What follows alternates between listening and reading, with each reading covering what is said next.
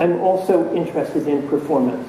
What do we do in high school that helps kids do well in their college courses? Now, there are these science gatekeeper courses, like Physics 101.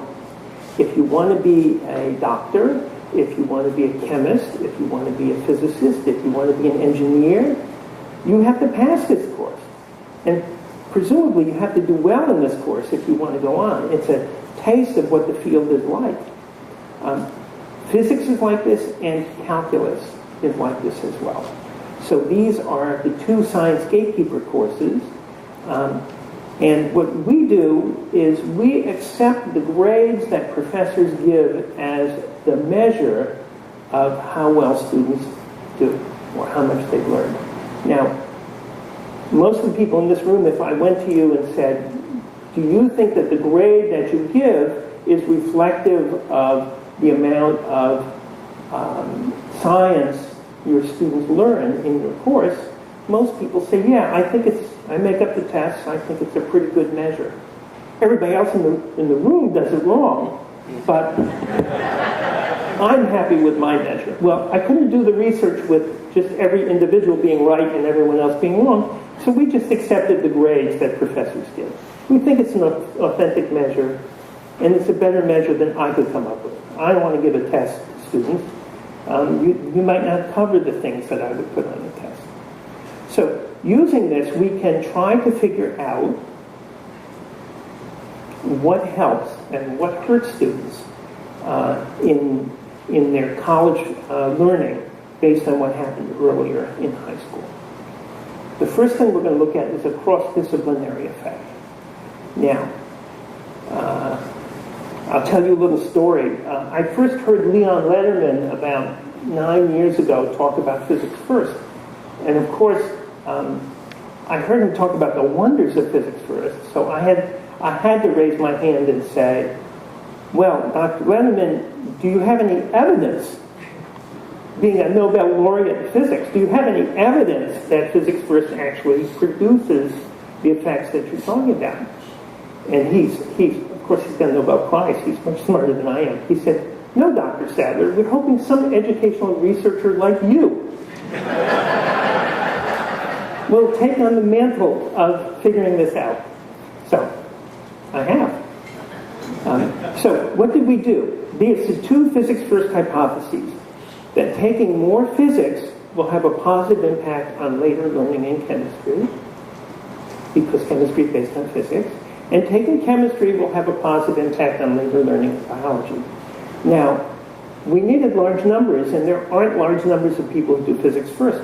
So what we looked at was how much of each of these sciences kids took in high school, and then used it to predict their college grades in these other fields. So in other words, if you take 2 years of physics in high school, do you do better in chemistry in college than the kid who took no physics in high school? Controlling for the amount of chemistry they took in high school. So it's all about the controls. So let's look at the results. First of all, high school biology. This is the effect of the number of years of biology on college grade in these three different courses. So if you took 1 year of biology in high school, you did about 1 point, that's on a 100-point scale, better in your college biology course. It is significant. The biology you take in high school is not a significant predictor of how well you do in college chemistry or college physics. So this has nothing to do with physics first. The next one does. Chemistry. If you take chemistry in high school, what happens to your grades in biology? So not significant. If you take chemistry in high school, it affects your college chemistry grade, but insignificant for college biology and insignificant for college physics. Now the big one is physics. If you do a lot of physics, how does it affect your chemistry? Since chemistry is based on physics.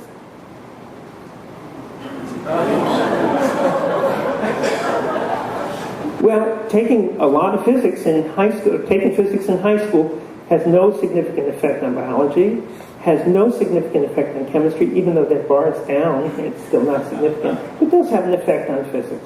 So we found that there's no cross-disciplinary effect, except in one area, mathematics. So the more mathematics you take, the better you do in college biology, college chemistry, college physics. So it's a shame, if students come to me and say, I have one extra course I can take in high school, what should I take? Should I take calculus or should I take physics? And I want to be a scientist. I have to say, based on this data, take the calculus. The math is going to be more of a stumbling block than the physics. And physics, as a matter of fact, if you take a lot of math in high school, you'll have less of an impediment in college physics. So, cross-disciplinary effect. Well, how about advanced placement? Advanced placement, we see that advanced placement doesn't really have an effect on persistence, but does have an effect on performance.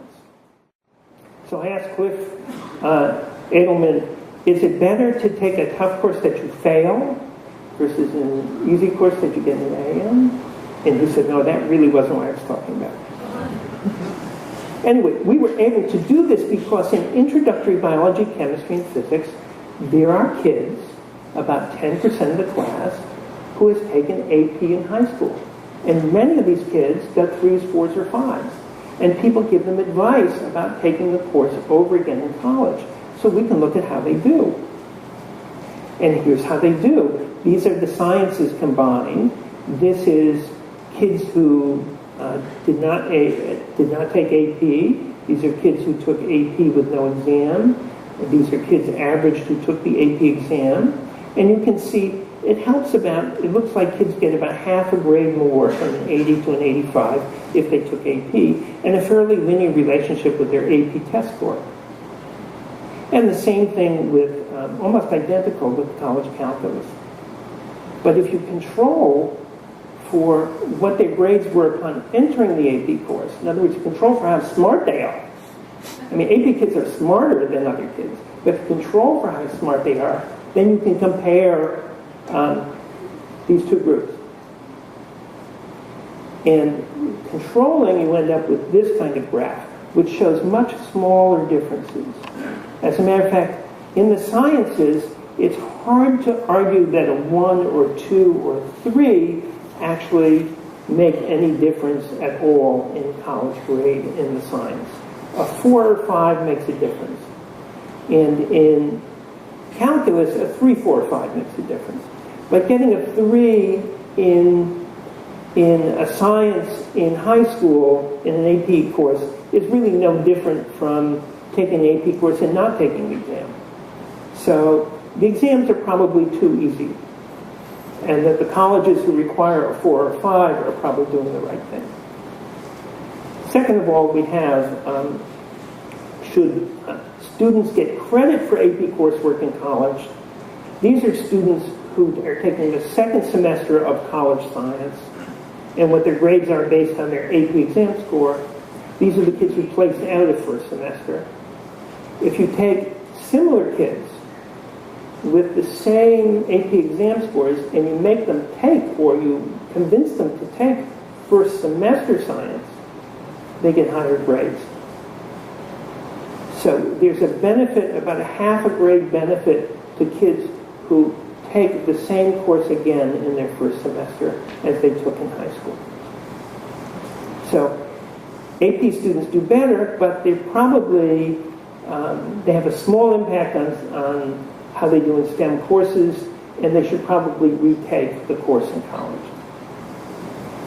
So, well, what's left? Pedagogy and curriculum in high school, many papers on this. The big one we looked at was depth versus breadth. Teachers say I have to cover everything in the textbook that's required. Other people say I don't. I'm very selective in what I cover and spend a lot of time on certain topics that I think are important. And this is the distribution of biology, chemistry, and physics.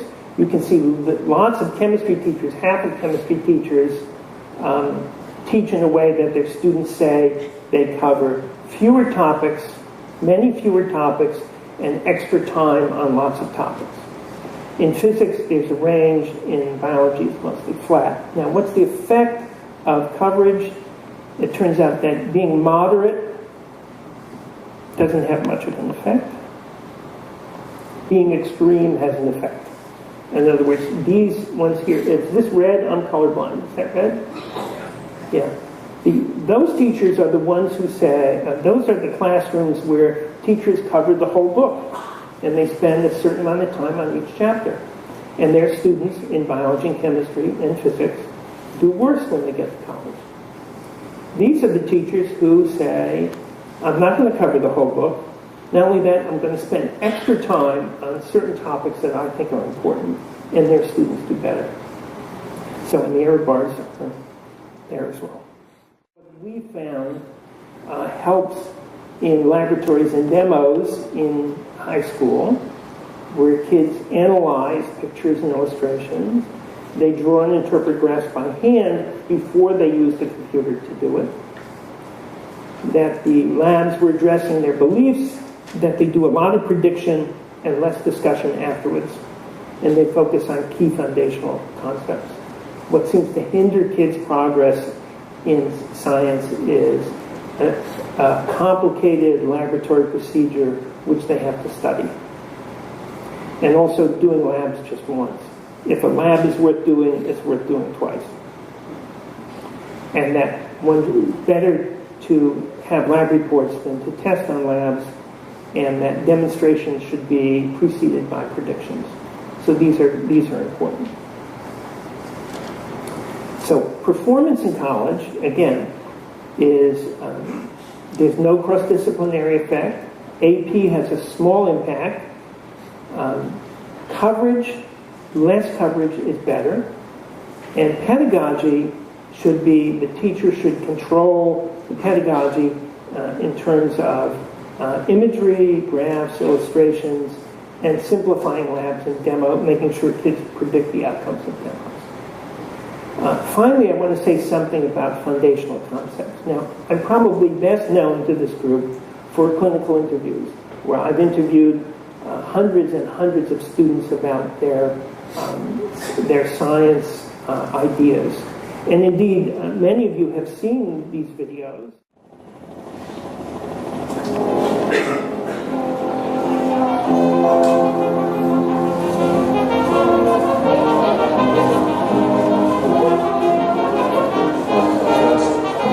Graduates of Harvard and MIT, the Massachusetts Institute of Technology.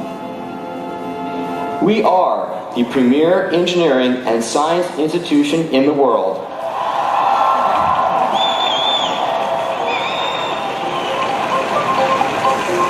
Do you think you could light a bulb with a battery and wire? Do you think you could light a bulb with a battery and wire? Yeah. Light a bulb with a battery and a wire. Maybe. Yes. Definitely. Do you think you can light a bulb with a battery and a wire? Battery and wire? Well, yes, why not? Okay. Definitely. Okay, can you do that? The interesting part about the batteries and bulbs question is that people always predict that they can do it. Students say, of course I can do this. Any hints I should have here? Teachers say, of course my students can do this. Ow! Do you know why that didn't work? I have no idea. Battery could be dead, the bulb could be bad, I'm hooking it up totally incorrectly. I'm not an electrical engineer, I'm a mechanical engineer. But if I had to guess, I would say it's Okay. I know it's possible, but I don't know how to do it. It's only after failing that you begin to get upset with the question and think, well, maybe it's a trick question, maybe this has something to do with manipulating the wires. They can hold all the wires together. You don't have a current if you only have one wire. You need a completely closed circuit. But that's not the case. Oh, well, if I do it with a little light bulb, I just do this. In which case, the light just lights up.